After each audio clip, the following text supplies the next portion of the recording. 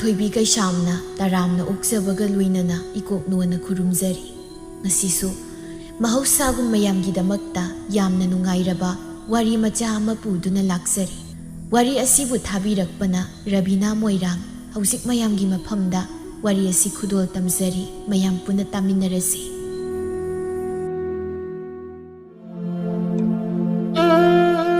ꯅꯨꯃꯤꯗꯥꯡꯒꯤ ꯃꯇꯝꯅꯤ ꯇꯣꯝꯊꯤꯟ ꯊꯥꯔꯤꯛꯀꯤ ꯃꯌꯨꯝꯗ ꯂꯥꯛꯇꯨꯅ ꯌꯦꯅꯈꯥꯗ ꯂꯣꯟꯅ ꯊꯥꯔꯤꯛ ꯊꯥꯔꯤꯛ ꯍꯥꯏꯗꯨꯅ ꯀꯧꯔꯝꯃꯤ ꯊꯥꯔꯤꯛ ꯊꯥꯔꯤꯛ ꯃꯁꯤ ꯅꯨꯄꯤꯁꯤ ꯐꯠ ꯈꯨꯝꯃꯣꯏꯗꯕꯅꯤ ꯑꯣꯏꯕ ꯑꯩꯅ ꯁꯣꯝꯗ 시브 나마 강대기 사란 머락시다 마기도 묵락나가 마나 따디버시 오 타릭 tomthina kauribudu taramde madi maning thongdo hangdokduna khuzam haidoke haidana kompakadu yauribu khuzam adu mi leiba leitaba udana numidanga oibaga phat langthokirami adugu tomthin tarikna langthoraklibu khuzam adu magi mamaida sapsana songlammi madawado ubuda tarik pakan hairaklammi aima ta tomthin ai soikre ai langkre ai ta singna uhungda tawbuneba aidi mi kanamta leiramoi khanbaineba Hazare, jo, ising ang pabakra putoro. Tarik prep, saksang dasang do na ising asyang ba apabakra putok do na bido na mamay do tahalami. Yara ba tatom tin? Yari beb. Ay na, ngasay kay ko gusto dati. Hazare, usik to. Tingkot asidagi insang siso sa awam te yaro. Ay hindi bizaning da na somda kaya dawana lumaga huralaga pori. Duga mana may tagtada na. Sky din no. ꯑꯩꯗꯤ ꯁꯨꯃꯥꯏ ꯂꯩꯔꯝꯅꯦꯗꯤ ꯀꯅꯥꯅ ꯈꯪꯗꯣꯏꯕ ꯑꯗꯨ ꯀꯩ ꯏꯟꯁꯥꯡꯅꯣ ꯑꯁꯤ ꯍꯥꯏꯔꯒ ꯏꯟꯁꯥꯡ ꯌꯥꯎꯕ ꯀꯣꯟ ꯑꯗꯨꯗ ꯌꯦꯡꯉꯤ ꯑꯗꯨꯕꯨ ꯏꯟꯁꯥꯡꯗꯨꯗꯤ ꯈꯨꯖꯥꯝ ꯍꯩꯖꯤꯟꯕꯗꯨꯗ ꯆꯣꯡꯗꯨꯅ ꯏꯁꯤꯡ ꯉꯛꯇ ꯉꯥꯏꯗꯨꯅ ꯂꯩꯔꯝꯃꯤ ꯑꯗꯨ ꯎꯕꯗ ꯊꯥꯔꯤꯛꯅ ꯅꯣꯛꯂꯗꯨꯅ ꯍꯥꯏꯔꯛꯏ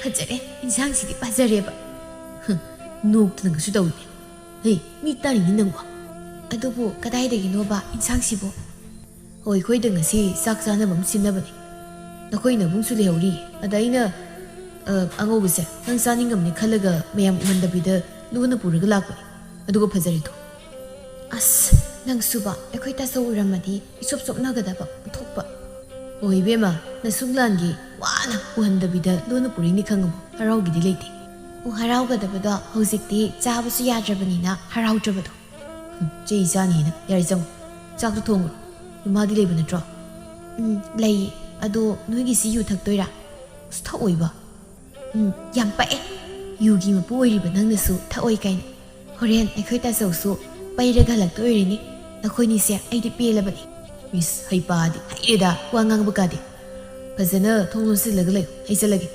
ꯃꯌꯥꯝꯅ ꯑꯃꯨꯛ ꯊꯤꯔꯒ ꯂꯩꯔꯝꯃꯅꯤ ꯍꯣꯏ ꯑꯗꯣ ꯊꯛꯀꯅꯨꯀꯣ ꯍꯣꯏꯕ ꯊꯛꯑꯣꯏꯕ ꯍꯩꯖꯜꯂꯦꯀꯣ ꯑꯁꯤ ꯍꯥꯏꯔꯝꯂꯒ ꯃꯩꯔꯥꯕꯒꯤ ꯃꯌꯨꯝꯗ ꯃꯌꯥꯝ ꯄꯨꯟꯐꯝ ꯑꯗꯨꯗ ꯑꯃꯨꯛ ꯂꯥꯛꯂꯝꯃꯤ ꯃꯌꯥꯝ ꯑꯗꯨꯅ ꯇꯣꯝꯊꯤꯟ ꯀꯗꯥꯏ ꯆꯠꯈ꯭ꯔꯦ ꯍꯥꯏꯅ ꯊꯤꯅꯗꯨꯅ ꯂꯩꯔꯝꯃꯤ ꯃꯩꯔꯥꯕꯅ ꯂꯤꯁꯅꯥ ꯅꯣꯏ ꯅꯕꯨꯡꯗꯤ ꯍꯩꯃꯥ ꯈꯪꯉꯤ ꯏꯃꯨꯡꯗ ꯆꯪꯉꯛꯇꯤ ꯁꯪꯒꯣꯏꯗ ꯄꯨꯟꯕꯗꯨꯗ ꯌꯥꯎꯗ꯭ꯔꯣ ꯅꯣꯏ ꯃꯌꯥꯝ ꯃꯔꯛꯇ ꯌꯥꯎꯔꯝꯕꯅꯤ ꯃꯥꯡꯈ꯭ꯔꯦ ꯂꯩꯔꯝꯗ꯭ꯔꯦ ꯑꯗ ꯌꯨꯝꯗ ꯆꯪꯉꯛꯄ꯭ꯔꯅ ꯍꯪꯉꯛꯏꯅꯤ ꯏꯕꯦꯝꯍꯜꯅ ꯍꯩꯃꯥ ꯃꯩꯔꯥꯕ ꯀꯩꯗꯧꯔꯦ ꯏꯃꯥ ꯀꯩꯁꯨ ꯇꯧꯗꯦ ꯏꯇꯥꯎꯗꯣ ꯌꯨꯝꯗ ꯆꯪꯉꯛꯄ꯭ꯔꯅ ꯍꯪꯉꯝꯃꯤꯕ ꯂꯩꯁꯅꯥꯗ ꯅꯣꯏꯕꯨ ꯁꯪꯒꯣꯏꯗ ꯆꯥꯛ ꯆꯥꯅꯅꯤꯗꯥꯏꯅꯦ ꯉꯁꯥꯏꯗꯒꯤ ꯂꯥꯡꯕꯗꯥꯏꯅꯦ ꯅꯣꯏꯕꯣ ꯑꯧꯏꯃꯥ ꯂꯥꯡꯉꯦ ꯑꯗ ꯏꯇꯥꯎꯗꯣ ꯀꯗꯣꯝ ꯆꯠꯈ꯭ꯔꯕꯅꯣ ꯈꯪꯗ꯭ꯔꯕ ꯑꯗ ꯁꯨꯝ ꯑꯣ ꯑꯗꯣ ꯏꯃꯥ ꯋꯥ ꯍꯥꯏꯒꯦ ꯅꯈꯣꯏ ꯊꯦꯡꯗꯤ ꯊꯦꯡꯒꯅꯨꯀꯣ ꯅꯪ ꯄꯥꯕꯅ ꯌꯥꯝ ꯁꯥꯎꯔꯤꯕꯅꯤ ꯅꯈꯣꯏ ꯍꯦꯟꯃꯜꯂꯤ ꯍꯥꯏꯗꯅ ꯑꯧꯏꯃꯥ ꯀꯨꯏꯔꯣꯏ ꯆꯥꯛ ꯐꯨꯠ ꯆꯥꯔꯒ ꯂꯣꯏꯁꯤꯜꯂꯗꯧꯅꯤ ꯅꯈꯣꯏꯒꯤ ꯆꯥꯛꯇꯣ ꯈꯛꯇ ꯆꯥꯅꯕ ꯑꯣꯏꯔꯕꯗꯤ ꯐꯩ ꯃꯍꯤ ꯃꯅꯥꯏ ꯌꯥꯎꯕꯗꯨꯅꯅꯤꯅꯦ ꯅꯄꯥꯅ ꯁꯥꯎꯔꯤꯕꯁꯦ ꯍꯣꯏ ꯌꯥꯎꯔꯣꯏꯗ ꯂꯩꯁꯅꯥ ꯇꯞꯅ ꯁꯣꯜꯂꯤ ꯌꯥꯎꯔꯣꯏꯕ ꯅꯣꯏ ꯅꯒꯨꯜ ꯆꯞ ꯆꯥꯅ ꯈꯪꯂꯕ ꯉꯥꯛꯇꯅꯤ ꯌꯥꯎꯗ꯭ꯔꯕꯗꯤ ꯐꯩ ꯐꯔꯦ ꯊꯦꯡꯒꯅꯤ ꯆꯥꯛ ꯆꯥꯊꯣꯛꯅꯕ ꯇꯧꯔꯨꯔꯣ ꯏꯃꯥ ꯋꯥꯕꯅ ꯂꯣꯏꯔꯦ ꯇꯨꯝꯃꯨꯔꯒꯦꯀꯣ ꯏꯃꯥ ꯍꯣꯏ ꯏꯃꯥ ꯃꯩꯔꯥꯕ ꯂꯩꯁꯅꯥꯗ ꯇꯞꯅ ꯏꯕꯦꯝꯍꯜ ꯇꯥꯍꯟꯗꯅ ꯍꯥꯏꯔꯛꯏ ꯍꯣꯏ ꯍꯌꯦꯡ ꯑꯩ ꯅꯪ ꯎꯅꯕ ꯂꯥꯛꯇꯣꯏꯅꯤꯀꯣ ꯑꯁ ꯏꯃꯥ ꯇꯥꯅꯤ ꯆꯠꯂꯣ ꯑꯝꯇ ꯑꯗꯣ ꯑꯩ ꯂꯥꯛꯇꯣꯏꯅꯦ ꯍꯥꯏꯕ ꯑꯁ ꯍꯣꯏꯕ ꯆꯠꯂꯣ ꯍꯥꯏꯕ ꯂꯥꯛꯑꯣꯕ ꯍꯌꯦꯡꯗꯣ ꯍꯧꯖꯤꯛꯇꯤ ꯏꯃꯥ ꯄꯥꯕ ꯂꯩꯌꯦꯕ ꯆꯠꯂꯣꯕ ꯀꯣꯏꯅ ꯀꯣꯏ ꯇꯥꯅꯤꯡ ꯇꯥꯔꯦ ꯆꯠꯖꯔꯒꯦ ꯑꯁꯤ ꯍꯥꯏꯔꯒ ꯃꯩꯔꯥꯕ ꯆꯠꯈꯤꯔꯝꯃꯤ ꯂꯩꯁꯅꯥꯁꯨ ꯃꯩꯔꯥꯕꯒꯤ ꯃꯇꯧ ꯑꯗꯨ ꯎꯕꯗ ꯅꯣꯛꯅꯤꯡꯂꯗꯨꯅ ꯅꯣꯛꯊꯣꯔꯛꯂꯝꯃꯤ ꯁꯤ ꯃꯁꯤꯅ ꯄꯥꯁꯤꯅꯤꯕ ꯇꯣꯝꯊꯤꯟꯅ ꯏꯇꯧ ꯃꯩꯔꯥꯕ ꯀꯩ ꯆꯪꯉꯨꯏꯅꯣ ꯏꯁ ꯀꯔꯥꯏ ꯆꯪꯉꯨꯏꯅꯣ ꯀꯩꯅꯣ ꯁꯅꯥ ꯏꯕꯨꯡꯉꯣ ꯊꯤꯕ ꯆꯪꯉꯨꯏꯅꯤ ꯈꯪꯉꯕꯣ ꯄꯣꯠ ꯄꯣꯠ ꯍꯦꯛ ꯃꯥꯡꯉꯗꯅ ꯑꯩꯗꯤ ꯉꯁꯥꯏꯗꯒꯤ ꯁꯤꯗ ꯂꯩꯅ ꯂꯩꯅꯤ ꯅꯪ ꯂꯩꯅꯦꯕ ꯂꯩ ꯍꯥꯏꯕꯅꯤ ꯊꯥꯖꯗ꯭ꯔꯒ ꯏꯇꯥꯎ ꯈꯣꯏꯃꯨꯗ ꯍꯪꯉꯨ ꯈꯣꯏꯃꯨ ꯑꯝꯇ ꯍꯥꯏꯌꯨꯁꯦ ꯑꯩꯗꯤ ꯈꯪꯗꯦꯀꯣ ꯅꯣꯏ ꯋꯥꯔꯤꯗꯣ ꯑꯩ ꯌꯥꯎꯗꯦ ꯑꯃꯅ ꯑꯃ ꯊꯤ ꯑꯃꯅ ꯑꯃ ꯊꯤ ꯀꯣꯛꯀ ꯉꯥꯎꯖꯩ ꯂꯥꯎ ꯂꯥꯎ ꯏꯟꯁꯥꯡ ꯂꯣꯏꯁꯤꯜꯂꯤ ꯐꯝꯅꯕ ꯇꯧꯔꯁꯤ ꯂꯥꯎ ꯑꯁꯤ ꯍꯥꯏꯗꯨꯅ ꯈꯣꯏꯃꯨꯅ ꯀꯧꯁꯤꯜꯂꯛꯄꯗꯨꯗ ꯃꯍꯩ ꯐꯝꯅꯈꯤꯔꯝꯃꯤ ꯇꯣꯉꯥꯟꯅ ꯁꯪꯒꯣꯏ ꯑꯗꯨꯗꯒ ꯄꯨꯜꯂꯦ ꯃꯇꯣꯟ ꯊꯣꯛꯄ ꯍꯥꯏꯗꯨ ꯑꯣꯏꯔꯦ ꯄꯥꯈꯪ ꯃꯌꯥꯝꯗꯣ ꯌꯨꯁꯨ ꯑꯔꯩꯕ ꯃꯈꯩ ꯋꯥꯠꯂꯤ ꯃꯈꯩ ꯂꯩꯗꯨꯅ ꯊꯛꯅꯔꯝꯃꯤ ꯅꯨꯃꯤꯠ ꯑꯗꯨꯃ ꯉꯥꯎꯕ ꯌꯥꯕ ꯉꯥꯎꯔꯝꯃꯤ ꯂꯩꯁꯅꯥ ꯃꯍꯥꯛꯁꯨ ꯐꯅ ꯊꯦꯡꯕ ꯐꯥꯎꯕꯗꯤ ꯉꯥꯏꯔꯝꯕꯅꯤ ꯑꯗꯨꯕꯨ ꯉꯥꯏꯕ ꯉꯝꯗ꯭ꯔꯗꯨꯅ ꯑꯗꯨꯝ ꯇꯨꯝꯊꯈꯤꯔꯝꯃꯤ ꯃꯊꯪꯒꯤ ꯅꯨꯃꯤꯠꯅꯤ ꯃꯩꯔꯥꯕ ꯇꯣꯝꯊꯤꯟꯒꯤ ꯃꯌꯨꯝꯗ ꯅꯣꯡꯉꯥꯟꯕꯒ ꯂꯥꯛꯂꯝꯃꯤ ꯇꯁꯦꯡꯅꯃꯛ ꯃꯍꯥꯛ ꯂꯩꯁꯅꯥ ꯎꯅꯕ ꯂꯥꯛꯄꯅꯤ ꯑꯗꯨꯕꯨ ꯀꯔꯤ ꯍꯥꯏꯔꯒ ꯆꯪꯁꯤꯒꯦ ꯈꯜꯂꯗꯨꯅ ꯃꯥꯒꯤ ꯇꯥꯛꯇꯨ ꯑꯃꯨꯛ ꯍꯧꯔꯛꯏ ꯏꯇꯥꯎ ꯍꯣꯏ ꯏꯇꯥꯎ ꯀꯩꯅꯣ ꯊꯕꯛ ꯑꯝꯇ ꯆꯠꯂꯨꯁꯤ ꯍꯥꯏꯔꯒ ꯍꯧꯖꯤꯛꯐꯥꯎ ꯂꯣꯏꯁꯤꯜꯂꯝꯗ꯭ꯔꯤꯁꯤꯕꯣ ꯀꯩꯅꯣ ꯌꯥꯏꯁꯤꯕꯣ ꯅꯠꯇꯦ ꯅꯪꯕꯨ ꯀꯔꯝ ꯀꯥꯟꯗ ꯍꯥꯏꯈꯤꯒꯦ ꯑꯩꯉꯣꯟꯗ ꯑꯁ ꯅꯪ ꯁꯤꯗꯤꯕ ꯑꯗꯨꯛ ꯌꯥꯝꯅ ꯊꯨꯅ ꯀꯥꯎꯒꯜꯂꯗꯤ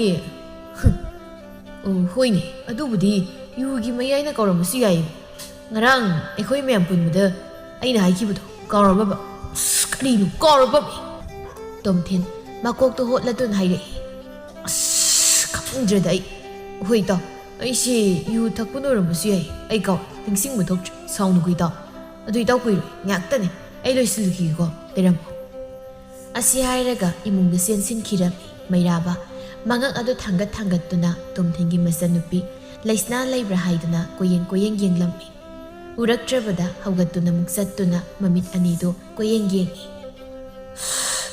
ꯁꯤ ꯅꯨꯄꯤꯁꯦ ꯀꯔꯝꯗ ꯂꯩꯈ꯭ꯔꯕꯅꯣ ꯈꯪꯗꯦ ꯃꯁꯤ ꯑꯩꯅꯗꯤ ꯃꯥ ꯎꯅꯤꯡꯗꯅ ꯃꯣꯏ ꯌꯨꯝꯁꯤꯗ ꯑꯩꯈꯣꯏ ꯇꯥꯆꯧꯁꯤꯗ ꯊꯕꯛ ꯆꯠꯂꯨꯁꯤ ꯍꯥꯏꯒ ꯀꯥꯏꯗꯅ ꯍꯥꯏꯖꯤꯜꯂꯒ ꯃꯥ ꯎꯅꯒꯦ ꯂꯥꯛꯏꯉꯩꯁꯤꯗ ꯃꯁꯤꯁꯨꯕ ꯀꯗꯥꯏꯗ ꯑꯃꯨꯛ ꯆꯠꯈ꯭ꯔꯕꯅꯣ ꯈꯪꯗꯦꯕ ꯁꯩꯗ ꯇꯧꯔꯤꯁꯦ ꯃꯕꯨꯡ ꯑꯁꯦ ꯑꯃꯨꯛ ꯊꯣꯛꯂꯛꯄ ꯇꯥꯔꯤꯅ ꯇꯧꯔꯤꯁꯦ ꯎꯗꯦꯕ ꯃꯌꯨꯝ ꯃꯅꯨꯡꯗ ꯂꯩꯈ꯭ꯔꯕ ꯖꯥꯠꯂ ꯁꯤꯗꯤ ꯀꯃꯥꯏ ꯀꯧꯏ ꯀꯧꯊꯣꯛꯄꯁꯨ ꯐꯖꯔꯣꯏꯅꯦ ꯇꯧꯔꯤꯁꯦ ꯏꯃꯥ ꯄꯥꯕꯕꯨꯗꯤ ꯂꯩꯔꯝꯃꯣꯏꯕꯨ ꯏꯇꯥꯎꯗꯨꯅ ꯑꯃꯨꯛ ꯇꯥꯔꯒ ꯕꯥꯞ ꯂꯥꯟꯅ ꯑꯃꯨꯛ ꯈꯟꯈꯤꯗꯅ ꯑꯩꯗꯤꯕꯀꯣ ꯃꯩꯔꯥꯕ ꯃꯀꯣꯛ ꯍꯣꯠꯂꯒ ꯂꯩꯔꯤꯉꯩ ꯇꯣꯝꯊꯤꯟ ꯊꯣꯛꯂꯛꯇꯨꯅ ꯍꯥꯏꯔꯛꯏ ꯍꯩꯃꯥ ꯀꯩꯗꯧꯔꯒꯦ ꯏꯇꯥꯎ ꯑꯩ ꯂꯣꯏꯔꯤꯁꯦ ꯀꯔꯤꯅꯣ ꯃꯊꯥꯒ ꯌꯥꯝ ꯁꯥꯕꯒꯤ ꯃꯑꯣꯡꯗ ꯀꯣꯛꯀ ꯍꯣꯠꯇꯅ ꯂꯩꯔꯝꯃꯤꯁꯤꯕꯣ ꯅꯠꯇꯦ ꯌꯥꯝꯅ ꯊꯦꯡꯗꯕ꯭ꯔꯥ ꯑꯩꯕꯨ ꯀꯩꯁꯨ ꯀꯨꯏꯗꯕ꯭ꯔꯥ ꯍꯥꯏꯅꯗꯤ ꯈꯜꯂꯤꯗ ꯃꯩꯔꯥꯕ ꯏꯛꯑꯥ ꯇꯧꯔꯗꯨꯅ ꯈꯨꯝꯂꯛꯏ ꯀꯩꯁꯨ ꯇꯧꯗꯦꯗ ꯑꯗꯨ ꯏꯇꯥꯎ ꯑꯩꯕꯨ ꯏꯁꯤꯡ ꯌꯥꯝꯅ ꯈꯧꯔꯥꯡꯉꯤ ꯏꯁꯤꯡ ꯑꯝꯇ ꯊꯛꯀꯦꯗꯅ ꯅꯣꯏ ꯂꯩꯁꯅꯥꯗꯨꯕꯨ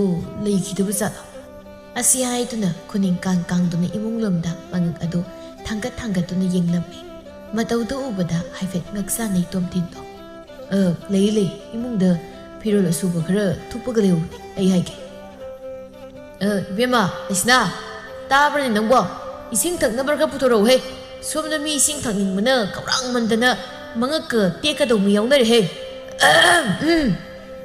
ꯃꯩꯔꯥꯕ ꯊꯥꯡꯒꯠꯂꯤꯕ ꯃꯉꯛ ꯑꯗꯨ ꯈꯪꯊꯥ ꯊꯥꯗꯔꯛꯏ ꯑꯁ ꯑꯩꯈꯣꯏ ꯏꯇꯥꯎꯁꯤꯃ ꯑꯩ ꯏꯁꯤꯡ ꯈꯧꯔꯥꯡꯃꯟꯗꯅ ꯇꯧꯕꯅꯦꯕ ꯍꯣꯏ ꯑꯗꯨꯅꯕꯨ ꯑꯩꯁꯨ ꯍꯥꯏꯔꯤꯕꯁꯤ ꯏꯁꯤꯡ ꯈꯧꯔꯥꯡꯃꯟꯗꯅ ꯃꯉꯛ ꯇꯦꯛꯇꯧꯕ ꯃꯤ ꯌꯥꯎꯔꯦ ꯍꯥꯏꯔꯤꯁꯤꯗꯤ ꯑꯁꯨꯛ ꯐꯖꯅ ꯃꯌꯦꯛ ꯁꯦꯡꯅ ꯍꯥꯏꯔꯤꯁꯤꯗꯤ ꯏꯇꯥꯎ ꯑꯩꯁꯨ ꯊꯣꯛꯂꯦ ꯍꯩ ꯂꯩꯁꯅꯥ ꯄꯣꯔꯣ ꯏꯁꯤꯡꯗꯣ ꯅꯕꯨꯡꯗ ꯄꯤꯌꯨꯁꯦ ꯂꯥꯏꯒꯨꯝꯅ ꯅꯤꯡꯊꯤꯖꯩ ꯍꯥꯏꯕꯒꯤꯗꯃꯛ ꯂꯩꯁꯅꯥ ꯀꯧꯈꯤꯕꯅꯤ ꯃꯃꯥ ꯃꯄꯥꯅ ꯅꯤꯡꯊꯤꯖꯩ ꯇꯁꯦꯡꯅ ꯅꯤꯡꯊꯤꯖꯩ ꯑꯗꯨꯃꯛꯅ ꯂꯩꯀꯥꯏꯒꯤ ꯄꯥꯈꯪ ꯑꯇꯣꯞꯄꯅ ꯀꯣꯏꯗ꯭ꯔꯤꯉꯩꯗ ꯍꯦꯛ ꯄꯤꯛꯂꯤꯉꯩꯗꯒꯤ ꯍꯧꯅ ꯃꯩꯔꯥꯕꯅ ꯃꯍꯥꯛꯄꯨ ꯁꯦꯟꯅꯖꯗꯨꯅ ꯂꯥꯛꯂꯤꯕꯅꯤ ꯈꯪꯗꯦ ꯅꯨꯡꯁꯤꯕ ꯃꯍꯥꯛꯅ ꯃꯤꯀꯨꯞ ꯀꯥꯡꯗꯅ ꯁꯦꯟꯅꯕꯤꯕꯒ ꯃꯊꯃꯣꯏꯅ ꯄꯥꯝꯖꯕ ꯉꯥꯛꯇ ꯃꯒꯨꯜ ꯈꯪꯅ ꯍꯣꯠꯅꯕꯤꯕ ꯀꯌꯥꯒ ꯄꯨꯡꯁꯨꯝ ꯍꯦꯛ ꯁꯨꯝꯈꯤꯕꯅꯤ ꯃꯩꯔꯥꯕꯅ ꯂꯩꯁꯅꯥ ꯁꯝꯂꯥꯡꯂꯒ ꯁꯣꯏꯖꯥꯏꯅꯕꯅꯤ ꯉꯧꯔꯕ ꯃꯩꯊꯣꯡ ꯑꯗꯨꯗ ꯍꯥꯏꯐꯦꯠ ꯁꯝꯂꯥꯡ ꯈꯔ ꯇꯥꯔꯛꯂꯤꯕꯗꯨꯅ ꯍꯦꯟꯗꯨꯝ ꯃꯒꯨꯟ ꯍꯥꯞꯄꯒꯨꯝ ꯑꯣꯏꯈ꯭ꯔꯦ ꯁꯅꯥꯒꯤ ꯃꯊꯛꯇ ꯇꯝꯐꯥ ꯊꯤꯟꯕ ꯍꯥꯏꯕꯗꯨ ꯑꯣꯏꯔꯔꯤ ꯂꯩꯁꯅꯥꯅ ꯃꯩꯔꯥꯕ ꯎꯕꯗ ꯅꯣꯛꯐꯦꯠ ꯇꯧꯔꯗꯨꯅ ꯃꯅꯥꯛꯇ ꯆꯪꯂꯛꯇꯨꯅ ꯏꯁꯤꯡ ꯄꯤꯔꯝꯃꯤ ꯏꯁꯤꯡꯁꯤꯗ ꯂꯩꯖꯔꯤ ꯃꯩꯔꯥꯕ ꯉꯁꯥꯏ ꯃꯈꯩ ꯈꯧꯔꯥꯡꯅ ꯉꯥꯏꯖꯔꯛꯄ ꯃꯥꯒꯤ ꯊꯃꯣꯏꯒꯤ ꯃꯕꯦꯝ ꯑꯗꯨꯅ ꯃꯤꯠꯃꯥꯡꯗ ꯂꯦꯞꯅꯔꯕꯗ ꯃꯤꯠ ꯀꯨꯞꯀꯅꯤ ꯍꯥꯏꯕ ꯀꯥꯎꯗꯨꯅ ꯏꯁꯤꯡꯗꯨ ꯐꯥꯎꯕ ꯂꯧꯕ ꯍꯩꯇꯕꯒꯨꯝ ꯇꯨꯃꯤꯟꯅ ꯆꯞ ꯂꯦꯞꯇꯨꯅ ꯌꯦꯡꯗꯨꯅ ꯂꯩꯈ꯭ꯔꯦ ꯃꯇꯧ ꯑꯗꯨ ꯇꯣꯝꯊꯤꯟꯅ ꯎꯔꯗꯨꯅ ꯍꯥꯏꯔꯛꯏ ꯏꯇꯥꯎꯕꯤ ꯅꯌꯥꯗ ꯍꯤꯡ ꯆꯪꯗꯧꯔꯤꯅꯤ ꯀꯔꯤꯅꯣ ꯏꯁꯤꯡ ꯈꯧꯔꯥꯡꯕꯅ ꯁꯤꯗꯧꯔꯦ ꯍꯥꯏꯔꯝꯃꯒ ꯏꯁꯤꯡ ꯄꯤꯔꯒ ꯂꯧꯗꯅ ꯅꯌꯥꯗ ꯂꯥꯎꯅ ꯀꯥꯊꯣꯛꯇꯨꯅ ꯂꯦꯞꯇꯨꯅ ꯂꯩꯔꯤꯕꯗꯨꯕ Hey, be my single, my other Hilumato. Tom Tingi Wadu Dabada, Laisna Kang no Tora Glammy. Damay Raba, say, sing, Gayino, I don't want a yang duba. My Raba can break Kang Nai, Gainoni, Topani, Shuba, Gadai, Ishinga. Asi Hiraga, Isingado Lauraga Taxili, Aduga Mayraba, Lona Tapna, Consil Namena, Laisna Dai. Ikadai lay no kang ini sumda nang yeng da ngakli tito. Laisna, nung siraba may thong aduda mino ka magaloy na nahiray. Ay ma, ay di tamay raba lakani di kang sukhang dana. Nati ay ba sumang silipaga ngay regalayo hayraba. Hey, tap nangang karino noy na bungkok saw si ta kiniminang wa. Ida, ising na tagpulo radi sana mataro sidna. Nati nang bo tieng ayram dai lao lao jalasi. Sita, I think I'll go. I need to do him. Lie, I'm a Kurumanian. Although I keep pretty, I know boy them. Itao put a go to be. I on the sin game. Tom Tengagna. Going no Hisipa. Nasagi like Kurumba. The day, Kadai the nice. A Siarsi, Horrendum Kando Sidabas, on the lake. See, go now, Jango Putoro, Joe, Kadogita, does that look? Is this the regime? Man, I'm going to South Selected. Nasana, Nasagi Tabuk Secretary with the war. President Wakal Tana Ganta Lucy Legala Pokedo Gim. Ha, I know idea. Hosiki, a dudum Yari Ting. Salo, take it down, Sassilo. Snow, I catch it down. Cook the Lokedo. No shikle, Nangi put a mock like gab the Yamlet and W1 in Angisia. Who I guess you might loy. A dum tinzer game. Is this? Abo, Yamlet and the Bagamuta. Or like Krumhai City. Put it ang overly the girl, hit the same gadabnati. A mobile so, Kishukai, let her win it. Is your them San Vida. Oh, I killed it down. Down on war, and at home with something I don't Nicador. My rabbin at Tori, but that I do, though behind the Tori bunny. Laista Mahakso, my rabbin and Gangli Bado, Carino Haiba, Madame Kangladuna, no win, me told and hide me. Yari, but that's all, Koputoro. Me no I, the Harisibo, Koklilan Biro Kaidoke. Atay lit pasunate, mi. Asiyaraga nokfit tawi. Makoy anigi marisi, tomtin mahakso, jing nabati kuirabani. Adu mahakso, mayabagi masan bigan usinabani na wasipagi haiba ngamjibani. Ting lubaso ngamjibani. Tomtin, masan napin hayrakpaduda, yaning lagpagi matawgum hayraklami. Boy siyarisi. Lao, sangrusi mungda, adugo homo. Mayraba soy na batari kaladuna, ngak na hayri. Kaino ay sibuta. Han Prito, a suba labor later. I did Prito, Suribra Sujibra Haidana, on the English so Kaidoke. I do a later Muganiro, I do some again. Tom Tinna, my Rabagi Matawato, Chingaratun Haide. Is cook some mineraga, ye Goriabasida. No silly is the gate. Lauko. Oh, see, was in the wide do it. Hoi, Sanki Sanki, dogs of freedom. Tom Tinna, where a Kangladun Haide. Nang Tongi Sango. Asiyaraga Tomtin, imong the sang kidami. May rabana, laisna doon sila gayri. Bima, ibani ko na sidi, di ko kang ngawi. Wait, asong namuro lamigit pa ni. Pati magi sibu, sinisa. Pati kang nga zalaba. Ay ma, kang nga mo kang nga di, engon na soy dan sa rektoy ni. Isis, kari say di ba? Ay kang nga haraga mo. Ay di, hay buhay do, sila nakalikan sida. Kaya da na yengon hay ba kaya di ko? Mi mabunggi mamanabaga koine na haradi ay loyre lekay sida migi mamangdanya minanok na doyni adugi sumathakta imungi misingna engone saigada banganga dabada as aiki ko mayraba makhwanga metlatun haire adudi nang naise sumaina sum leira sari bani se nate nongmadi ibani longna leinarakani matamdudadi mi kanamtana khanganu haiba yadori brabadu ho matamduda khangjarakpani dana Hausikti, manamanin na ibaga, tayadri ko. Hausik, kang narakpada ay yumsig layba yari dori. Maruhi na, iko'y tasaw na. May raban nok lagay rin. Ato di yam na pawa ni kayo.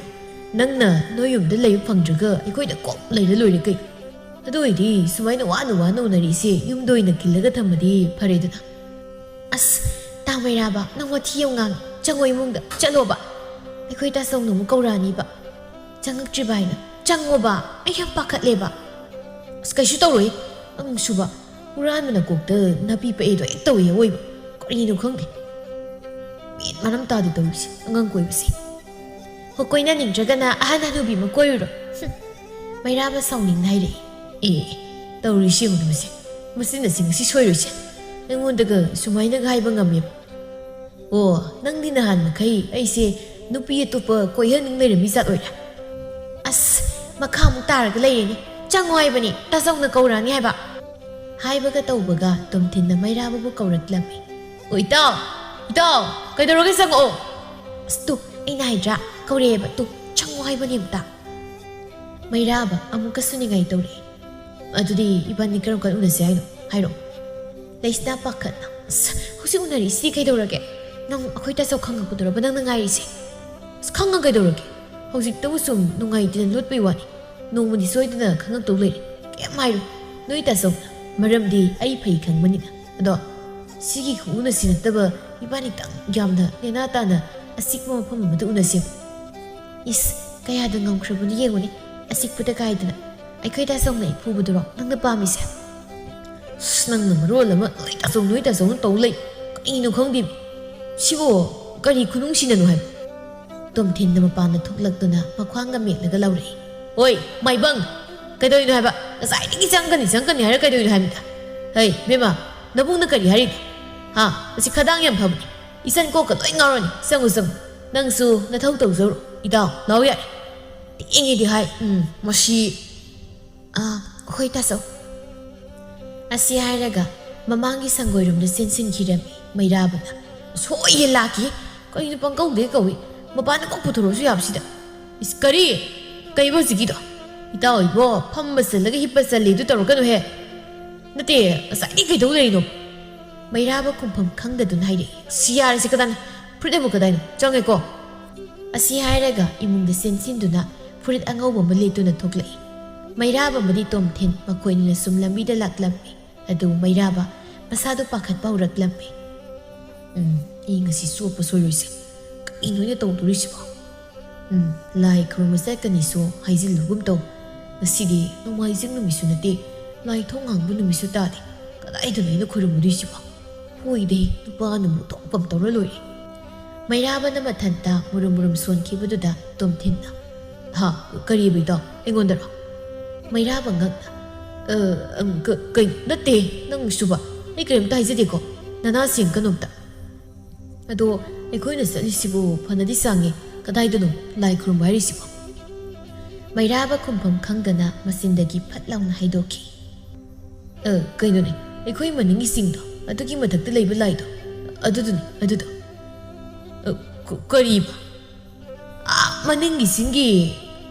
ꯂꯥꯏꯐꯝꯗꯨꯕꯨꯔꯣ ꯑꯩꯁꯦ ꯑꯔꯨꯕꯗꯣ ꯑꯩꯗꯤ ꯉꯝꯃꯣꯏ ꯑꯩ ꯉꯝꯃꯣꯏ ꯍꯥꯏꯁꯤꯅꯤꯀꯣ ꯑꯗꯨ ꯃꯐꯝꯗꯨ ꯆꯠꯄꯒ ꯑꯩꯗꯤ ꯉꯝꯃꯣꯏꯕ ꯀꯩꯅꯣ ꯉꯁꯥꯏꯗꯤ ꯋꯥꯅ ꯂꯥꯛꯑꯒ ꯍꯧꯖꯤꯛꯇ ꯌꯧꯔꯝꯗꯥꯏꯁꯤꯗ ꯉꯝꯃꯣꯏ ꯍꯥꯏꯁꯤꯕꯣ ꯅꯪꯕꯨ ꯉꯁꯥꯏꯅ ꯑꯗꯨꯗꯅꯦꯅ ꯍꯥꯟꯅ ꯍꯥꯏꯔꯛꯄ ꯀꯩꯗꯧꯒꯦꯕ ꯑꯗꯨꯗꯅꯦ ꯈꯪꯉꯝꯃꯗꯤ ꯑꯩ ꯉꯁꯥꯏ ꯂꯩꯖꯍꯧꯔꯝꯗꯧꯅꯤ ꯇꯧꯔꯤꯁꯤ ꯌꯦꯡꯉꯨ ꯅꯨꯄꯥ ꯃꯥꯟꯗꯕ ꯌꯥꯔꯦ ꯏꯇꯥꯎ ꯂꯥꯛꯇꯨꯝ ꯂꯥꯛꯎꯁꯦ ꯀꯩꯅꯣ ꯃꯤꯅ ꯉꯝꯃꯣꯏ ꯇꯜꯂꯤ ꯍꯥꯏꯔꯒ ꯑꯗꯨꯒꯤ ꯁꯔꯨꯛ ꯑꯩ ꯅꯣꯏ ꯌꯨꯝꯗ ꯅꯪ ꯉꯥꯏꯔꯝꯒꯦ ꯅꯪ ꯈꯣꯏꯔꯝꯗꯧꯗꯣ ꯈꯣꯏꯔꯝꯃꯨꯔꯣ ꯌꯥꯔꯦ ꯑꯩ ꯌꯥꯎꯕꯗꯣ ꯀꯌꯥ ꯅꯨꯡꯉꯥꯏꯔꯣꯏꯕ ꯃꯗꯨꯒꯤ ꯂꯩꯐꯝꯗꯣ ꯀꯌꯥ ꯃꯩ ꯆꯥꯟꯅꯗꯦꯕ ꯃꯩꯔꯥꯕ ꯉꯛꯅ ꯀꯔꯤꯒꯤ ꯅꯪꯗꯤ ꯑꯩꯈꯣꯏꯗ ꯂꯩꯍꯧꯗꯣꯔꯤꯕ ꯁꯨꯝ ꯁꯤꯗꯩꯗꯤ ꯅꯈꯣꯏ ꯌꯨꯝꯅ ꯍꯦꯟꯅ ꯅꯛꯑꯦꯗꯅ ꯑꯗꯨꯒꯤ ꯍꯥꯏꯕꯅꯤ ꯀꯩꯅꯣ ꯌꯥꯝ ꯆꯪꯍꯟꯅꯤꯡꯗꯕ꯭ꯔோ ꯅꯌꯨꯝꯗ ꯆꯪꯍꯟꯅꯤꯡꯗ꯭ꯔꯁꯨ ꯑꯩ ꯑꯗꯨꯝ ꯆꯪꯉꯦ ꯇꯧꯔꯤꯁꯤ ꯌꯦꯡꯉꯨ ꯀꯌꯥꯗꯅꯣꯅꯦ ꯑꯩꯒꯤ ꯂꯥꯏ ꯈꯨꯔꯨꯝꯕ ꯆꯠꯃꯤꯟꯅꯁꯤ ꯂꯥꯛꯑꯒ ꯂꯩꯍꯧꯔꯒꯤ ꯁꯤꯕꯨ ꯇꯥꯕ ꯌꯥꯔꯤ ꯋꯥꯔꯦ ꯍꯥꯏꯕꯗ ꯏꯇꯥꯎ ꯋꯥꯊꯤ ꯇꯧꯅ ꯂꯥꯛꯑꯣ ꯉꯝꯖꯔꯣꯏ ꯏꯇꯥꯎ ꯑꯗꯨꯝ ꯂꯥꯏꯗꯣ ꯈꯨꯔꯨꯝꯃꯨꯔꯒ ꯍꯜꯂꯛꯑꯣ ꯑꯩ ꯏꯇꯥꯎ ꯍꯜꯂꯛꯇ꯭ꯔꯤꯐꯥꯎ ꯅꯣꯏꯗ ꯐꯝꯃꯒꯅꯦ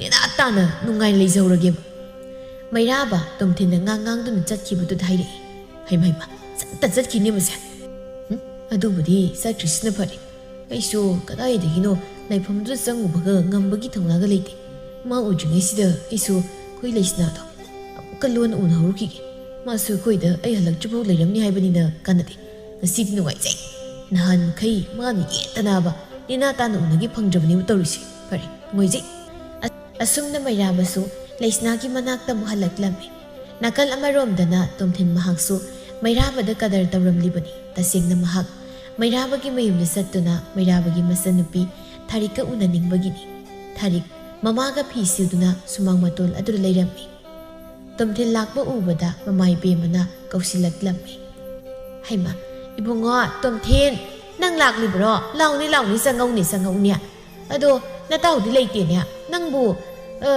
nakhoi de sakani na sakibudu nangbu thengnaraktabrai ba kaino noi de sakibadai ne noi de laktabrai mi oima laami ada tu agi maning singi laido adu kurumuni haibra karino kurum sakibani ma aidi madugi laido tandana adum laba sidoina ngairamage asi hairaga lona tharikta michi khasili thariksu mabukningda pamuba mahakpu uzabaduda thamoi penjarami lona nungsinabana henna magulai haibaduni lona sakna yengnaduna anidu leiringaida mamaibe mathambana mathabak yeidun hairei haima kari heba maning sing adok luba laiduda madi kaidoba chatliba kanana khurumu hairakna chatliba noiba pilida ko idea asi hairaga phi surambadudagi phatlaun hawalaklami hai ibungo tomthen nang nasan gang hakta laiminaramu aina tawdo amukta thiru kiki kaigi noiba madugi angangdu bo sokyamna gyan tadribasibo atokpanida ko idea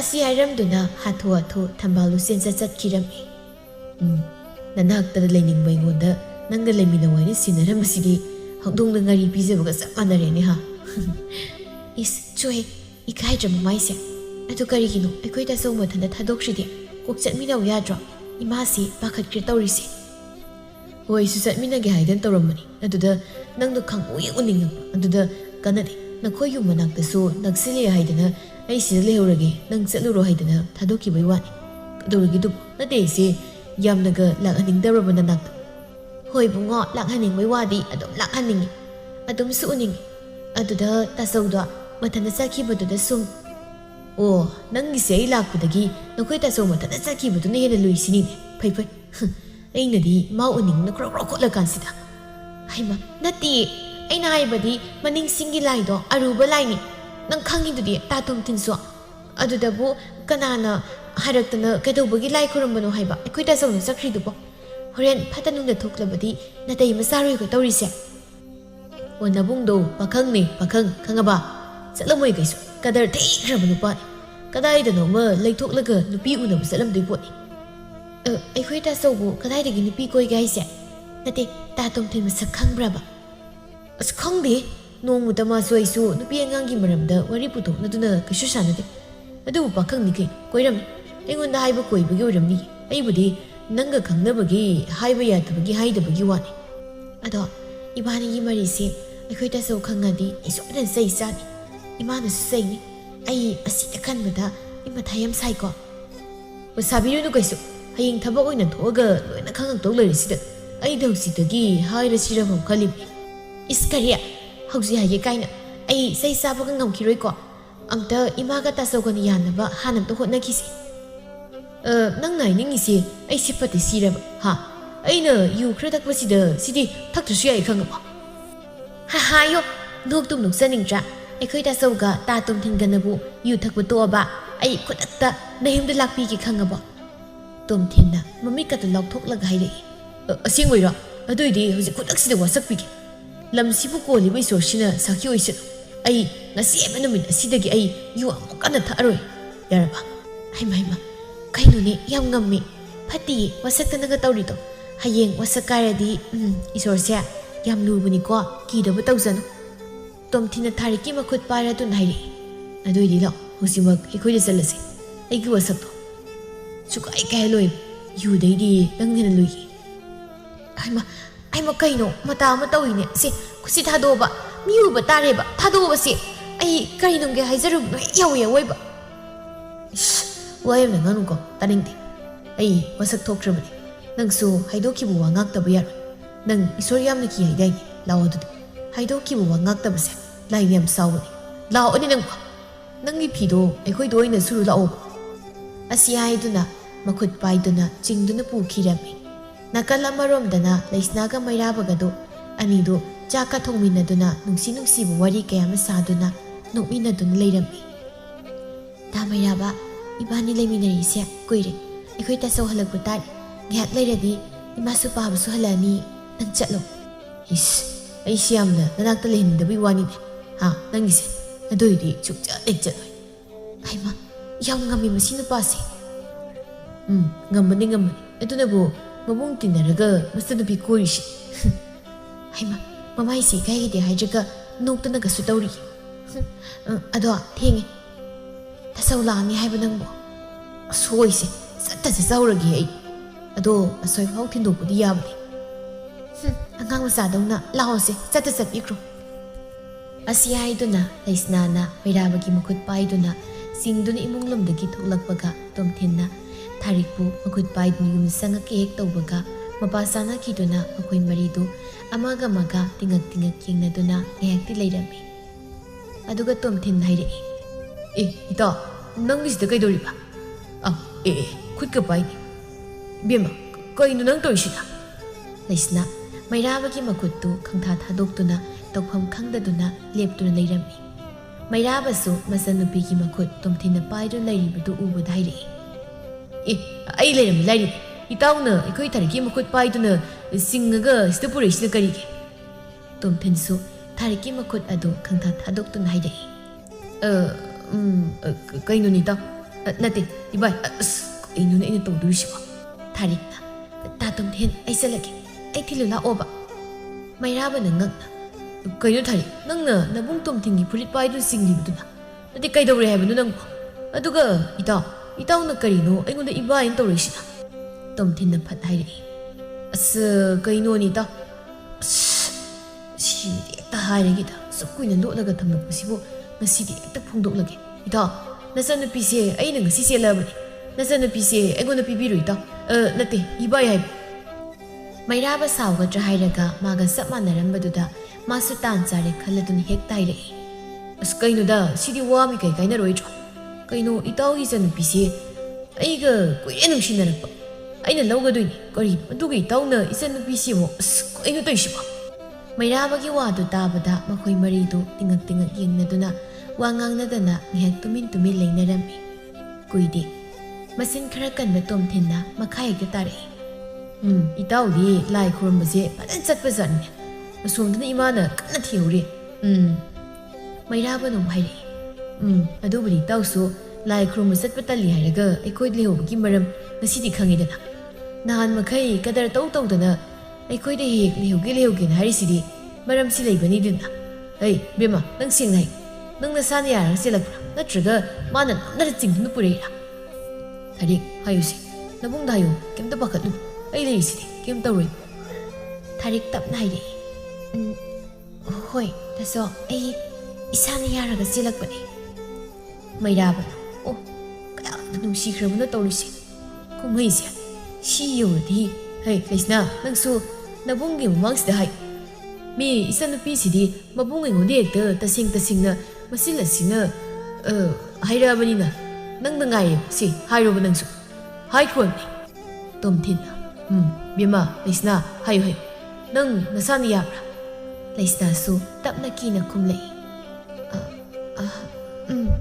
yai taso ha yai haiba kainu ta snate ibai kainu tawdisiba mairabana noklaga hairi itaw haina dum kawru kaidorage fare itaw aisu nasanupi sipurga siengkrage tomtin su pai leitraduna tawpham khangdaduna noklaga hairi ado yorodi khangdrida adu mangairida itaw nasan sipiyo isan sipige leisna law he nabung na yari he aini yani haidro hai bema Tarik nang sunungai na palugo adudi itaw khuisale ko asi hairam laga mairabana leisna bo makut khudang paiduna chingduna puduna satkirami tomthin amadi Tarik makoini su ngakna yengduna lehowi amadi thokli matawaduda thajada mabaga loinana ngakna yengduna noktun lehorami numit adumaktada makoi maridu makoi gi nungsina zabadu panthong yongna khiduna nungain harauna leikhirami makoi gi mung manung singnasu selaknaba gaubanina pai leitaduna adumak luhongbada takhiduna thunamak luhongudusu pangthokhirami mayamadu amaga wakhal manaba saunadana nungsi sanana panminaduna leina khirami